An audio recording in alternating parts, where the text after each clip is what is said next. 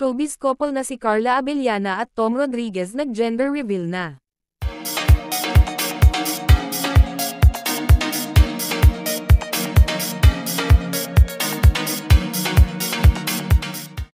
Kumpirmado na nga ang pagbabalikan ng kapuso star na si Tom Rodriguez at Carla Abellana matapos kasi silang makita na magkasama kamakailan lang.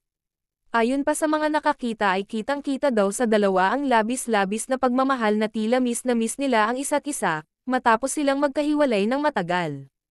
Samantala, sa isang exclusive interview ng dalawa ay ibinahagi pa nila ang isa pang magandang blessing end dumating sa buhay nila, na kung saan ibinahagi nga din ng dalawa na buntis ang aktres na si Carla Abellana.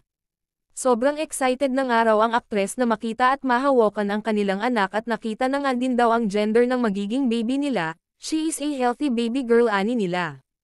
Masayang-masaya ang dalawa nang malaman na nila ang gender ng kanilang anak at lalong hindi na sila makapag-ante pa. And this are chika for today mga ka-showbiz, sana nag-enjoy kayo. Don't forget to like, share, subscribe and click the notification bell for more updates.